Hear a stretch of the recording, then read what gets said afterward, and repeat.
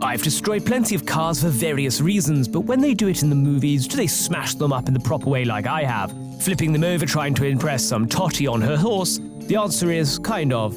But no horses were harmed in the making of these movies.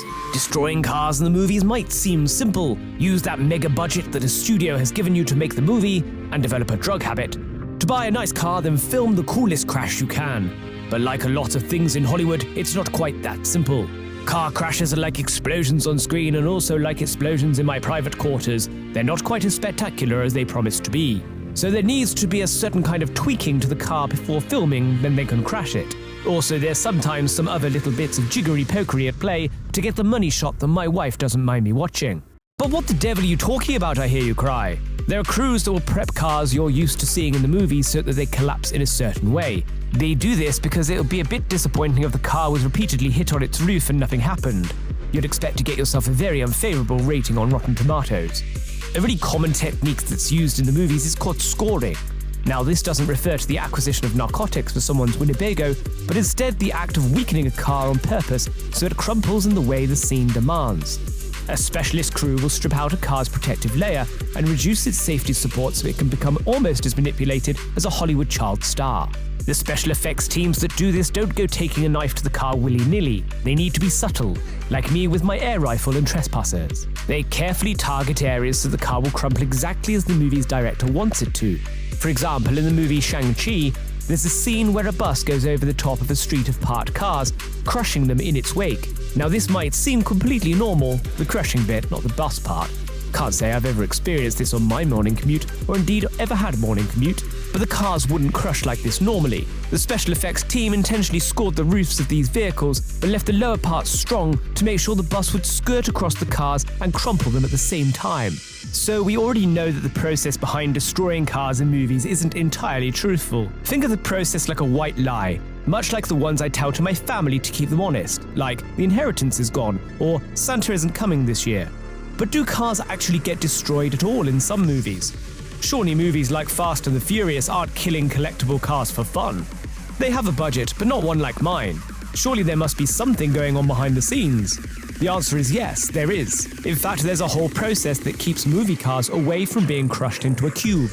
The really collectible and valuable cars are treated just like any other movie star. No, they're not getting smoke blown up their arse at award ceremonies, but they are treated like unique assets. They're actually given the name hero cars, and used in a very different way to how your commoner car is treated down the local garage. Just like a hero actor in a movie has stunt doubles that can happily break a bone or two to preserve the delicate and pampered bodies of the precious little actor, the hero car has stunt equivalents that are used as collateral damage. Take, for example, the orange BMW M5 for Fast and the Furious 4. This was a hero car, so what the team did in the movie was dress the BMW 530i up as an M5 to make it look like the iconic vehicle, much like I occasionally dress up like a poor person to see how normal people live.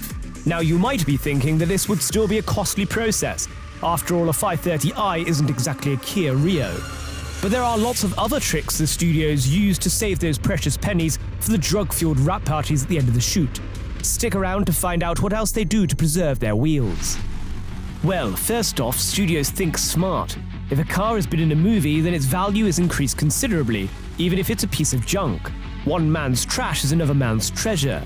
That's what I keep telling my butler when I throw banana peels at him anyway. Trashed cars get sold at auctions and can end up being bought by museums and private collectors. All of this helps to keep the Hollywood bank managers happy. The other technique they use is to piece together stunt cars from parts to make them look like the real thing. Remember, the car only needs to look real. It doesn't need to drive like the real thing, especially when Vin Diesel is about to plow for a wall looking cool.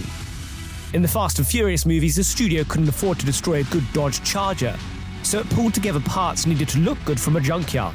Think of it like some sort of Frankenstein car, just with less harvested human organs.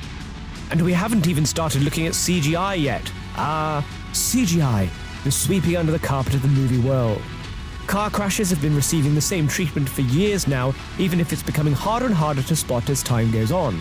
Computer-generated imagery can now turn a generic car base into almost any car imaginable. Even my Aston Martin DB5 with hoses for headlamps that I use to water my acres. The Mill is a global network of visual effects artists that has worked with numerous hardware manufacturers to make a vehicle that can do exactly this. It means that valuable cars can be superimposed on the generic car body and made to do all sorts of things that would be too risky to do with an original. And yes, this includes crashing. I might ask the team to do a mock-up of my brother's Rolls-Royce driving over the White Cliffs of Dover. That'll teach him for borrowing my plane last weekend. The last trick we'll look at comes courtesy of our friends that scored for the cars in the bus scene earlier. They're also masters of reusing cars for numerous shots. In Ghostbusters Afterlife, which isn't my sort of movie to be honest, I prefer something with Clark Gable or Dwayne "The Rock" Johnson, they rigged up a contraption that could be used multiple times to create an illusion of a ghost damaging a car. This involves soft-conditioned aluminium panels attached to a rig that made them buckle on cue with a pneumatic ram. Personally, I think it'd be easier to admit ghosts aren't real and move on, but maybe that's why I don't make movies. And that's the real truth about how cars get destroyed in movies. Sorry to burst your bubble if you thought it was all real. Then again, if you did think that, then maybe you're not my kind of audience. I like people watching to have an IQ higher than that of a peanut if possible.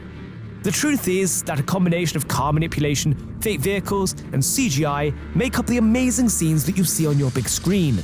It's fair to say that it's worth it to view a bigger car crash than my last divorce, but not quite as expensive.